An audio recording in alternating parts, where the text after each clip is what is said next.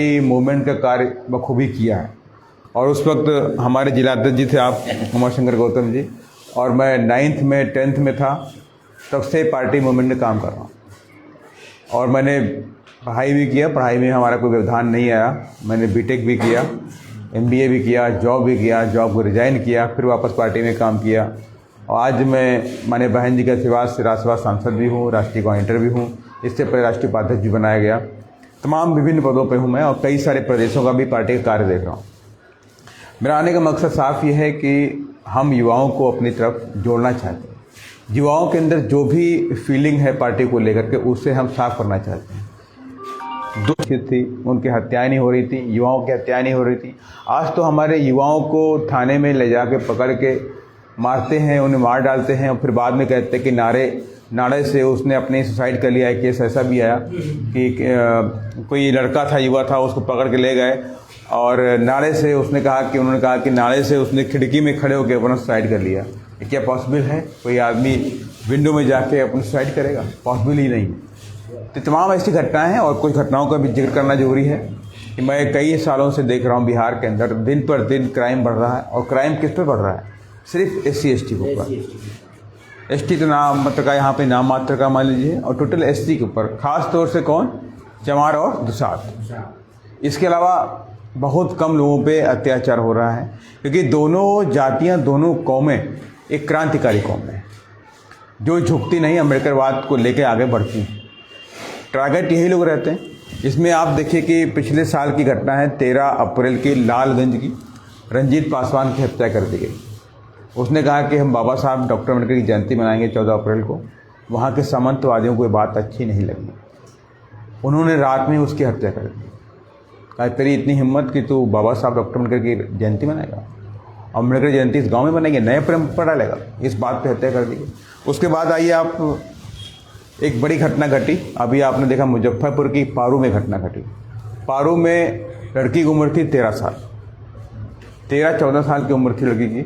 उसके साथ में रेप हो रहा था। बहुत गरीब परिवार था मेरे समझ से। उसके घर में एक ईंट की दीवार भी नहीं थी, छोटी सी झोपड़ी पड़ी थी, जिस तरह से लोग गांव में बकरियां पालते हैं छोटा सा बना करके, उस तरह से उसका परिवार था, उसमें रहता था। अगर आप उससे घर में जाएंगे तो आपको झुक के जाना पड़ेगा। और इतनी उमस, इतनी गर्मी थी कि आप उस कमरे में, उस झोपड़ी में 1 मिनट रुकना मुश्किल था।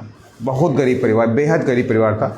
उस बच्ची के साथ में वहाँ के गांव के दबंगों ने 3 साल से उसका रेप किया।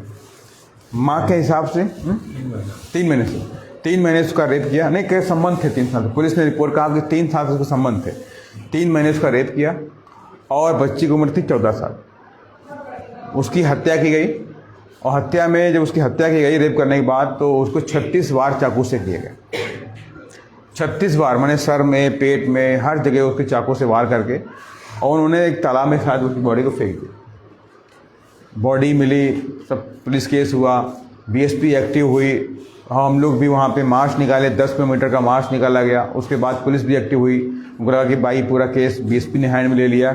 उसके बाद पुलिस ने आराम में कार्रवाई करी। जो अपराधी था बिहार में के आसपास नियर बाई, डॉक्टर के जो डॉक्टर लिखता है वही माना जाएगा। लेकिन पुलिस ने अपनी थ्योरी बनाई। पुलिस ने लिखा कि युवती, महिला बोला उसको, कि महिला की उम्र शायद 18 साल, 18 साल होते ही माने कि पॉक्सो एक्ट की कार्रवाई नहीं हो सकती। नाबालिग का जो धाराएं हैं, नाबालिग की जो कार्रवाई है, वो सारी खत्म हो गई। और उन्होंने कह दिया कि पिछले 3 सालों से इनका संबंध था। सारा चैप्टर खत्म हो गया, क्लोज हो गया। दोस्ती बन गई बेचारी वो बच्ची, जो आज दुनिया में नहीं। 36 बार झेल के, सारी प्रताड़ना झेल के उसकी हत्या कर दी गई। आज अपराधी जेल में हैं या बाहर हैं ये तो नहीं जानते, लेकिन केस कमजोर किया गया। पुलिस ने पूरे केस को कमजोर कर दिया। उसके बाद में आपको दूसरी घटना बताता हूँ। दूसरी घटना भी आपने देखा कोमल पासवान की। कोमल पासवान होली के दिन अपने घर आई हुई थी।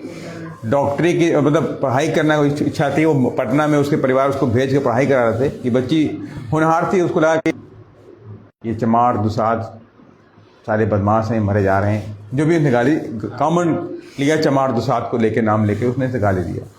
उसके कुछ देर बाद तभी बच्चियों ने इग्नोर कर दिया, चलो छोड़ो कोई बात नहीं, क्या करना, हमें अपने काम से मतलब। बच्चियाँ रंग खेल रही थी, लेकिन उसने बहुत तेज़ी से अपने घर से गाड़ी निकाली और गाड़ी निकाल करके उसे ठोक दिया और उसका जो अपने अंदर का जो फेफड़ा जिसे बोलते हैं वो सब पूरा फट गया।